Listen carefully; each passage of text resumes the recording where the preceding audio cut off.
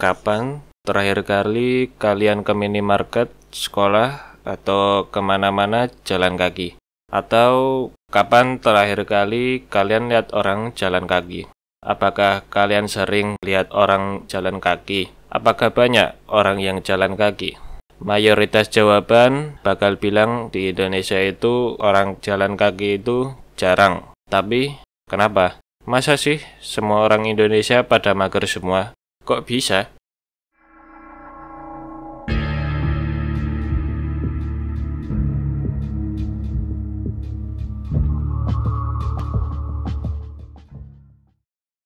Ya, kalau dibandingin sama negara maju kayak Singapura, Jepang, bahkan Amerika yang jalanannya kayaknya lebih susah buat jalan kaki daripada kita. Jumlah langkah per harinya masih lebih tinggi daripada kita. Bahkan kita sendiri paling rendah sedunia. Masa iya cuman gara-gara mager doang? Ya, faktor masalah ini gak cuma satu. Ada beberapa alasan kenapa kita jarang jalan kaki kemana-mana. Kita coba bahas satu-satu ya.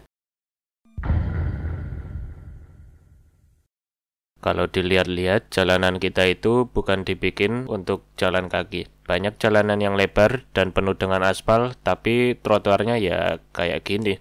Kalaupun ada, sering banget kita jumpai trotoar yang malah dipakai buat jualan pecel lele, angkringan, macam-macam lah. Kadang juga ada yang parkir, pakai tukang parkir juga malahan. Pasti gak bakal nyaman jalan di pinggir aspal yang mepet sama kendaraan yang ngebut lewatnya. Memang beberapa trotoar ada yang bagus dan proper, tapi ya gak banyak. Biasanya cuma di pusat kota atau jalan utama. Kayak kalau di Jakarta, Jalan Sudirman bagus trotoarnya. Kalau di Jogja ada Malioboro. Sisanya apalagi di daerah pinggiran ya seadanya. Terus juga sering banget bangunan itu jauh jaraknya dari trotoar, yang bikin pejalan kaki itu kesulitan mengakses fasilitas yang ada, dan seolah makin mengajak untuk naik kendaraan pribadi saja yang bisa masuk sampai ke dalam bangunan. Ini juga ngebikin jalan kaki itu ngebosenin dan kurang aman juga. Nah, jalan yang mengutamakan kendaraan pribadi daripada pejalan kaki biasanya dibikin lebar, yang otomatis bakal mempersulit orang nyebrang. Bahkan meski sudah dipasang lampu merah penyeberangan kayak gini, seringnya juga gak guna.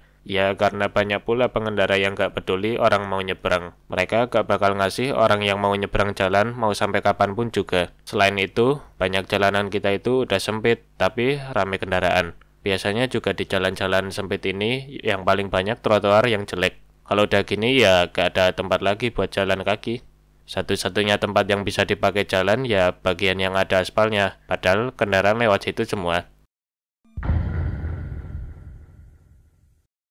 Kalau kita lihat negara atau kota yang enak buat jalan kaki, bisa dipastikan semuanya punya transportasi umum yang bagus. Misal Tokyo atau Singapura. Gak semua orang harus naik mobil atau motor kalau pengen kemana-mana, karena MRT, bus dan KRL mereka itu bisa sampai kemana-mana. Sampai-sampai kalau dilihat peta rutenya udah kayak jaring laba-laba. Ini artinya kalian bisa pergi dari ujung pinggiran kota ke ujung lainnya hanya dengan naik transportasi umum. Kalau di kita ya meskipun udah lebih bagus dari sebelumnya, tapi belum sepenuhnya mendukung kayak kota lain. Transportasi umum memang mahal dan ribet di awal. Kayak proyek MRT Jakarta yang menghabiskan 16 triliun untuk bikin 26 km dan waktu pembangunan rasanya cuman kayak nambah macet jalan. Tapi waktu udah jadi, manfaatnya baru kerasa. Dari selatan Jakarta sampai ke tengah bundaran HI bisa cuman 30 menit. Yang kalau naik mobil ditambah macet pasti bakalan jauh lebih lama.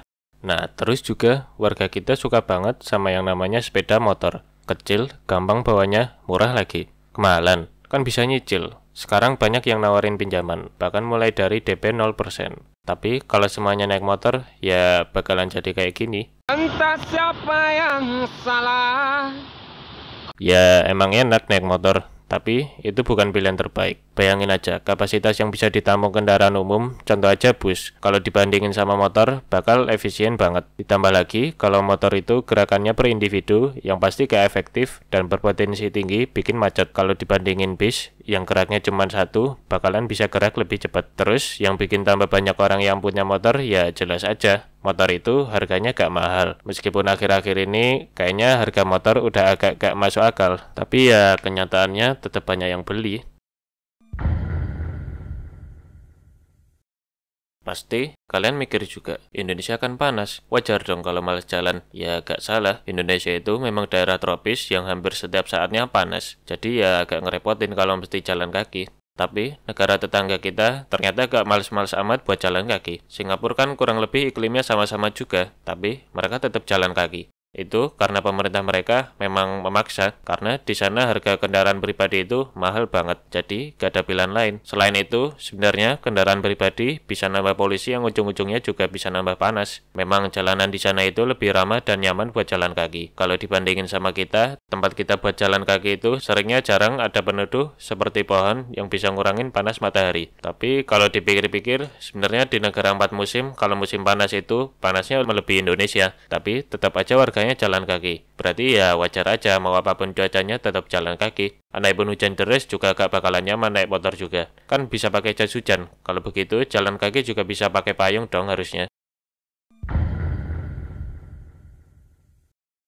Ya, jadi intinya banyak dari kita gak jalan kaki itu karena banyak faktor. Dari infrastruktur gak mendukung, budaya naik kendaraan pribadi, sampai cuaca yang sebenarnya bukan alasan logis kita malas jalan kaki. Dari video ini, kita berharap semoga kedepannya pemerintah mau benerin hal yang dibahas tadi, supaya warga kita rajin jalan kaki. Kalian gak mau kan seumur hidup kejebak macet?